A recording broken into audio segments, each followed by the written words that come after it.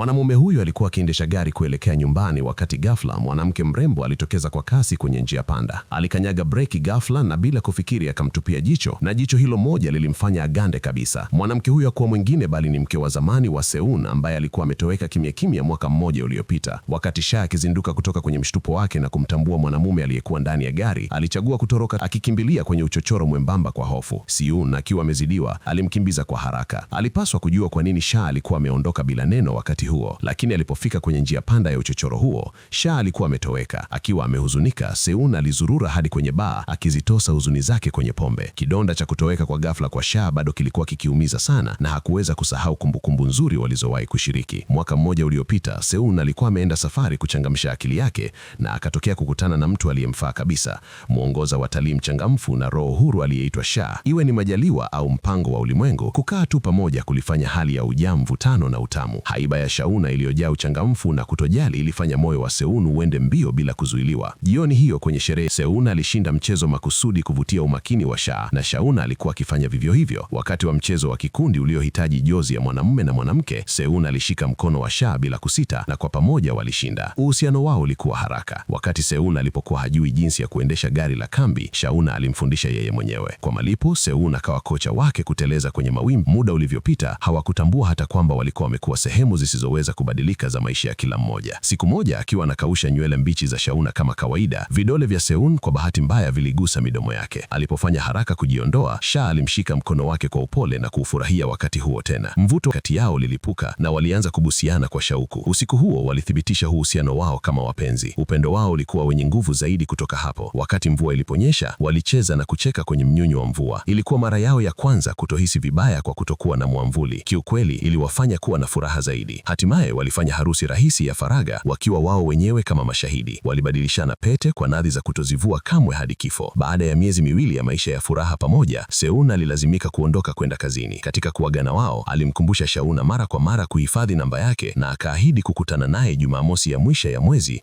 huko Chiangio. Alimkabidhi Sha kamera iliyokuwa inanasa kumbukumbu zao zote na kwa kusita akaondoka kwenda uwanjani. Lakini tangu siku hiyo Sha alitoweka kabisa. Seun alirudi kumtafuta lakini alishindwa. Akishikilia matumaini, Seun aliendelea kusubiri katika eneo lao la kubaliana, Chiangio Chionen, tangu mazima ya kuchanua maua hadi msimu wa baridi wenye seno, akimtamani mchana na usiku. Lakini kitu chochote alichokuwa akipokea ilikuwa ni rekodi fupi ya kuachana. Sekunde hizo Seun alizisikiliza mara zisizohesabika.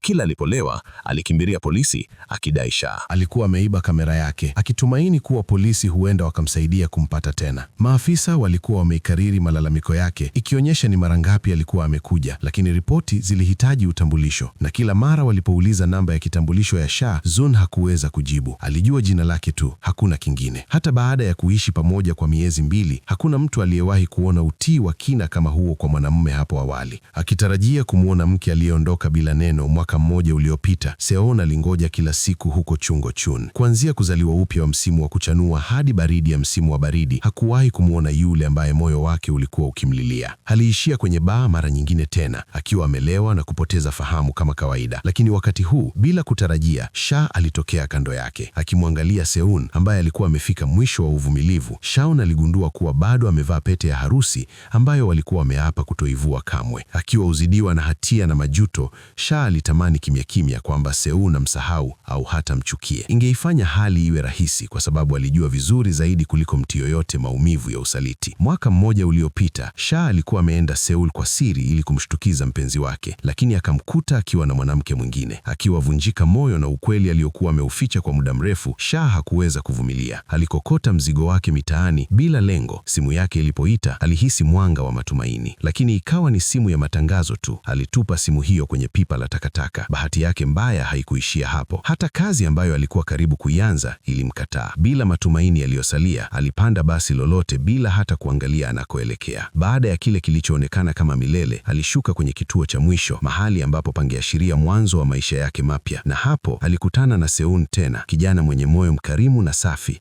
aliyempenda kwa dhati. Sha hawahi kumwambia ukweli kumhusu, lakini aliogopa kwamba hata ukubali. Jibu lake lilimchagua kuondoka tena. Ili kuepuka kurudia makosa yale yale, hakuwa na chaguo lingine ila kuondoka. Hiyo ndiyo ilikuwa sababu ya kutoweka kwake ghafla. Lakini sasa, akimwona Seun ameamka na kugundua kuwa ni yeye kweli, Sha hakuondoka, na Seun akimkodolea macho mke aliyekuwa akimwota kwa mwaka mmoja alifikiri alikuwa akiona njozi, lakini ndani kabisa alitamani ingekuwa kweli. Hata hivyo, hata iweje, hakuweza tena kuzuia shauku iliyokuwa imejengeka kwa muda mrefu, kwa sababu bado alikuwa na mambo mengi aliyotaka kusema. Alikuwa na mengi ya kumwambia Shah. Kwa nini watu wawili wanaopendana waumizane hivi? Mwishowe, yote alikuwa kwa sababu hawakuaminiana vya kutosha. Tangu siku ile Shauna alipokutana na Seun tena, aliamua kuwa lazima amrudishie kamera yake, lakini hakujua jinsi ya kufanya hivyo. Usiku huo, bila kujitambua, alizurura hadi chungo chun na kukuta kwamba Seun alikuwa bado anasubiri hapo. Shaun aligeuka haraka ili asionekane, bila kujua kwamba Seun alikuwa tayari amemuona. Seun alipokaribia, Shaun alikimbia tena, lakini Seun ambaye alikuwa amesubiri kwa muda mrefu, angewezaje kuacha nafasi hii imponyoke? Alimkimbiza kwa nguvu zake zote, akamwangusha Shah chini na alimshika kwa nguvu mikononi mwake. Safari hii hapakuwa na pa kutokea. Wakati huo huo, polisi waliokuwa doria walitokea kupita, na baada ya kujua kuwa Sion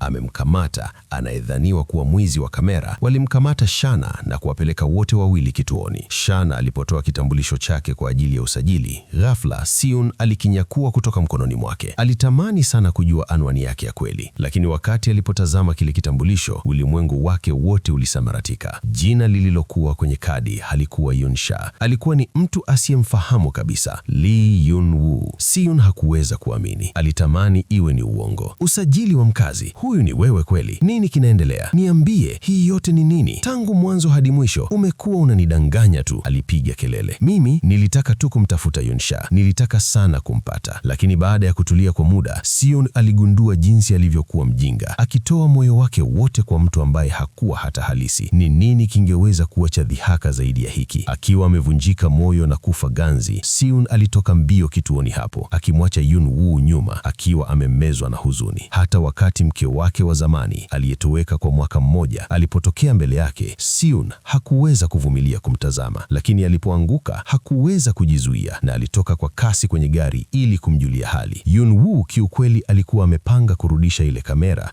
na kumwaga Sion kwa mara ya mwisho. Ndiyo sababu alikuja. Mara tu Sion alipogundua hili, alilipuka kwa hasira na kuivunja ile kamera iliyoshikilia kumbukumbu zao za thamani. Ingawa aliumizwa na uongo wa Yun-woo, kile ambacho Sion alitaka zaidi wakati huo ni neno rahisi la samahani, au bora zaidi, kukumbatiwa tu kama zamani. Kukumbatiwa ambako kungeweza kufuta kutoelewana kote. Lakini Yun-woo hakuitikia kama vile Shana wa zamani angefanya, na hilo lilivunja moyo wa Sion hata zaidi. Kwa hasira kali, alivua pete ya harusi na kuitupa kwenye mto Cheonggyecheon, mahali walipokuwa wameahidi kukutana. Sasa mahali hapo hapakuwa na maana yoyote. Sion aliondoka na gari bila kutazama nyuma, na Yun-woo alibaki amesimama hapo akizama kwenye machozi ya majuto. Alitaka kumkimbiza ili amweleze kila kitu, lakini aliposimama mbele ya Sion tena, maneno yakakataa kutoka. Tangu usiku ule, Sion alifikiri muda ungeosha kila kitu, lakini kumbukumbu zilikuwa zikizidi kuwa kali zaidi. Siku yoyote, nyakati za furaha na Yun-woo zilijaa kwenye mawazo yake. Hakuweza kuzizuia. Siku moja akiwa anafanya kazi ofisini kwake, Sion alikutana na kadi ya biashara ya Yun-woo. Akiwa na mashaka kama ni mtu yule yule, alipiga ile namba. Sauti upande wa pili ilikuwa ni ya Yun-woo bila kukosea, lakini kisha ikasikika sauti ya mwanamume, na Sion akiwa ametikisika na kuchanganyika, alikata simu. Alidhani Yun-woo ameshaingia kwenye uhusiano mpya na hakuweza kukubaliana na hilo. Kisha ghafla alimwalika kwenye tafrihi ya chakula nyumbani kwa Yun-woo. Sion alikuja kujua kuwa mwanamume aliyekuwa nyumbani kwa Yun-woo alikuwa ni rafiki yake wa tangu utotoni na walikuwa washirika wa biashara tu. Akiwa amefarijika kwa siri, Sayan pia alisikia kuhusu maisha ya nyuma ya maumivu ya Yun-woo na hatimaye akaelewa kila kitu. Yun-woo hakuondoka kwa sababu yake, bali kwa sababu aliogopa kuwa Sayan alikuwa amempenda Yun Shah, yule mchangamfu, na si yule Lee Yun-woo halisi na mnyamavu. Baada ya kile kilichoonekana kama milele, siku ya chakula cha jioni iliwadia. Sayan alivaa kwa umakini,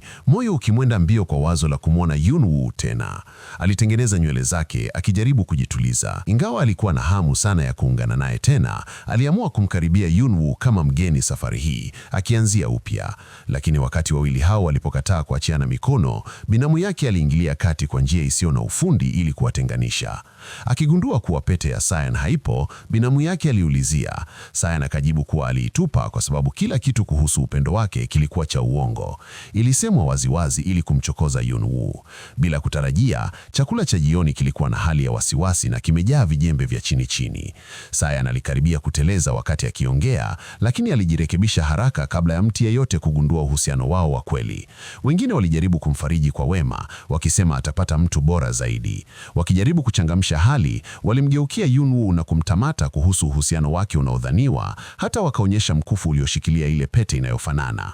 Walipoomba kuiona, Yunwoo alikataa kutoka nje bila neno, akimwacha kila mmoja akiwa ameduaa, isipokuwa Sayan ambaye alielewa sababu halisi ya mmeng'enyo wake. Akiwa amelewa na kukokota sanduku lake mitaani, Yunwoo alizurura bila lengo. Hatimaye akapanda basi lolote, hata bila kujali lilikuwa likielekea wapi. Akiwa jaa majuto, hakuweza kuamini kwamba mara nyingine tena alikuwa amemtelekeza mwanaume aliyempenda. Mapema, Sayan alikuwa amekuta Yunwoo amejificha na alikuwa amekwenda kupatana naye. Hakutaka umbali kati yao uongezeke. Matatizo yao, kutoelewana kwao, haya yalikuwa mambo ambayo wapenzi wangeweza kuyatatua kwa maneno ya upole, nafasi ya kushusha kiburi chao. Lakini ubaridi na kutojali kwa Yunwoo kuliharibu kila kitu. Alikuwa amejiuliza, ingekuwaje kama angesema ukweli wakati huo? Labda mwisho wao ungekuwa tofauti. Wakati machozi ya majuto yanamtoka, Yunwoo alilala usingizi mzito. Asubuhi iliyofuata, aliamka mahali pasipojulikana kabisa, na nje ya mlango alikuwa Sayan. Yunwoo alichanganyikiwa. Alikumbuka wazi kuwa alikuwa kwenye basi usiku uliopita. Alifikaje hapa baada ya usingizi wa usiku mmoja nyumbani kwa Sayan? Sasa, ukweli ulikuwa kwamba usiku uliopita, Yunwoo bado hakuweza kuachana na shauku yake kwa Sayan, na kwa ujasiri uliotokana na kulewa, alimtumia mfululizo wa ujumbe akimwaga malalamiko yake yote na upendo wa mwaka uliopita. Kwa upande wake, hafla ujumbe kutoka kwa namba asiyoijua. Hivyo, alipiga simu kurudi kwa udadhari. Kwa mshangao wake, mwanaume alipokea. Ilikuwa ni ya dereva wa basi. Yunwoo alikuwa amezimia kwa ulevi na sasa alikuwa amelala fofofo ndani ya basi. Baada ya kuzungumza na dereva, Sayan hafla alipata hisia fulani. Alitoa kadi ya biashara aliyoipata mapema na kuilinganisha na ile namba ya simu. Akigundua kuwa kweli ilikuwa ya Yunwoo, alitoka mbio na punde akafika kwenye kituo cha basi, akafanikiwa kumleta Yunwoo nyumbani salama. Kufuatia asubuhi, Seun aliandaa kifungua kinywa chenye lishe. Alihisi kuguswa moyo akijua kuwa Yunwoo hakuwa amesahau namba yake na hata alikuwa amehifadhi kwenye simu yake kwa emoji 3 za mioyo. Alitaka kuwa na mazungumzo mazuri naye, lakini mara tu alipoanza kuzungumza, maneno yake yalibadilika kuwa maswali na malalamiko. Yunwoo asiyekubali kushindwa alijibu mapigo haraka. Yale ambayo yangekuwa mazungumzo ya dhati ya kutoka moyoni yalibadilika mara nyingine tena kwa vita vya maneno na ukaidi. Hatimaye Yunwoo hakuweza kuvumilia tena na akalipuka. Ulimpenda tu yule mimi wa uongo. Tangu mwanzo hadi mwisho, ulimpenda tu mtu ambaye hakuwa halisi. Lakini mimi si Lucian. Wawili hao walitengana tena kwa kutoiva, ingawa mioyo yao bado ilikuwa ikiuma kwa kupendana. Hata hivyo, ukuta uliopo kati yao uliwaweka mbali. Baada ya Yunwoo kuondoka, Seun alijivuta kujiandaa kwenda kazini, lakini akiona mvua ya ghafla, alichukua mwavuli na kumkimbiza. Bahati nzuri, alimkuta Yunwoo chini ya paa na akajitolea kumpeleka nyumbani, lakini Yunwoo akakataa na kuonyesha ubaridi tena. Seun akihisi kuudhika, alimvuta na kumuingiza ndani ya gari. Mara tu Yunwoo alipoingia, Seun alijinyoosha kwenye kiti akitania kuwa huwa haendeshi gari wakati wa mvua. Yunwoo, bila kuvutiwa na utani huo, alijaribu kushuka, lakini Seun alimvuta haraka akisema hata mwacha aende kirahisi hivyo. Baada ya kufanikiwa kumdanganya aingie kwenye gari kwa sababu ambazo hakuweza kuzielezea, hata kama alitaka kumchukia Yunwoo hakuweza tu. Wawili hao walikaa kimya ndani ya gari wakisikiliza mziki, wakitazamana bila kuhitaji maneno, ukiwa ni ukimya wa amani tu. Baada ya mvua kukatika, Seun alimpeleka Yunwoo nyumbani. Kwa bahati mbaya, rafiki zao waliwaona wakiwasili pamoja na wakadhani wameanza kuchumbiana tena. Seun alieleza haraka kuwa walikuwa pamoja kwa sababu ya kazi tu, na Yunwoo akamuunga mkono kwa wasiwasi, akimshukuru kwa usafiri na kumtakia safari njema ya kurudi nyumbani. Wakati huo huo, rafiki mkubwa wa Yunwoo alimwalika Seun abaki kwa ajili ya chakula cha jioni, jambo ambalo liliwashitua wote wawili. Mmoja hakutaka ale, huku mwingine akisisitiza, na hivyo Seun akaishia kula kambi za Yunwoo mara nyingine tena. Lakini safari hii huduma haikuwa kama zamani. Rafiki zake walikuwa na bakuli zilizojaa nyama, wakati lake lilikuwa na tambi na supu pekee. Pamoja na hayo, alijikumbusha wakati uliopita ambapo Yunwoo alikuwa akimpa tambi zenye nyama na mayai, kiasi cha kuwafanya wengine waone wivu. Kukumbuka hilo kulichangamsha moyo wake. Kama unamkumbuka mtu sana, ungefanya nini? Seun lilikodolea macho sanduku ambalo Yunwoo alikuwa amelisahau kwake na akapata wazo la kijasiri. Alitumia kisingizio cha kurudisha sanduku hilo kuendesha nyumbani kwa mke wake wa zamani, na wakati wa kuegesha aliharibu kioo chake pembeni kwa makusudi. Mpango wake ulikuwa rahisi: kutumia ukarabati wa gari kama kisingizio cha kutembelea kila siku. Akijiona mjanja, alimpigia simu Yunwoo bila kujua kuwa Yunwoo alikuwa akimtazama. Akiwa tabia hiyo ya kitoto kwa mwanaume mzima, Yunwoo alikuwa na hasira na hakosa la kusema. Hakuweza kuamini kuwa haikuwahi kugundua namna ambavyo mwanaume huyu aliweza kuwa hawana aibu hapo awali. Akiwa amefura kwa hasira, na akalipiga gari lile teke kali. Lakini teke lile kwa bahati mbaya lilikata ule mkufu ulioshikilia pete za wapenzi, na pete ile ikavingirika hadi miguuni kwa Seun. Alipoichukua alipigwa na butwaa kabisa. Ilikuwa ni pete yake mwenyewe ya harusi, ile ambayo yeye mwenyewe aliitupa kwenye mto Chongyachon. Ilikuja kugundulika kuwa baada ya kuitupa, Yunwoo alikuwa amevumilia baridi kali ya mto ule, akitafuta usiku kucha hadi akaipata. Wakati tu Yunwoo akigundua kilichokuwa kinaendelea, pete ya pili ilichomoka kwenye nguo zake na kuanguka chini. Kwa hofu, alikanyaga ili kuificha asione Seun, lakini alipokabiliwa, Yunwoo alikataa kukiri chochote. Akitamani majibu, Seun alimnyanyua kutoka pale alipokuwa na kuharakisha kuokota ile pete. Baada ya kuthibitisha kuwa ilikuwa ni ile pete aliyowahi kumvisha Yunwoo kwenye kidole chake, hisia zilimzidi nguvu. Sasa alijua kuwa Yunwoo bado alimpenda. Dhati aliomba uthibitisho, lakini Yunwoo alibaki kimya. Hata hivyo, akiona jinsi Seun alivyokuwa makini na mkweli, alijua kuwa ikiwa hatasema sasa, hakutakuwa na nafasi nyingine ya kurudi nyuma. Akiyatazama macho ya mwanamume aliyempenda kwa dhati, hatimaye Yunwoo aliamua kuacha kuficha hisia zake, na kwa ujasiri alitafuta furaha yake mwenyewe. Vitendo huzungumza zaidi kuliko maneno, na wakati huo kuta zote zilikuwa kati yao zilibomoka. Waliungana tena, na hatimaye Seun akamvisha Yunwoo ule mkufu shingoni ambao alikuwa amesubiri kwa muda mrefu kumpa. Baada ya kutengana kwao mara ya kwanza, Seun alikuwa amerudi Seoul na kununua mkufu ule akiwa na nia ya kumpa wakati watakapoungana tena, lakini ilichukua mwaka mzima. Bahati nzuri, majaribu hayakuangusha. Maadamu yule aliyovaa ni Yunwoo, hilo pekee ndilo lilikuwa la muhimu. Chini ya theluji iliyokuwa ikizunguka, wawili hao walishikana mikono na kutembea kuelekea kwenye mustakabali wao wa pamoja. Upendo unaweza kuchelewa, lakini haushindwi kuwasili. Kwa wale wanaotazama hadithi hii, nanyi pia msiache majuto katika maisha yenu. Hii ni moja ya filamu inayovutia sana. Usisahau kufuatilia chaneli yetu ya Apple Swahili Movies kwa kubonyeza alama ya kengele ili kupata miendelezo ya movie zetu. Tukutane tena wakati mwingine.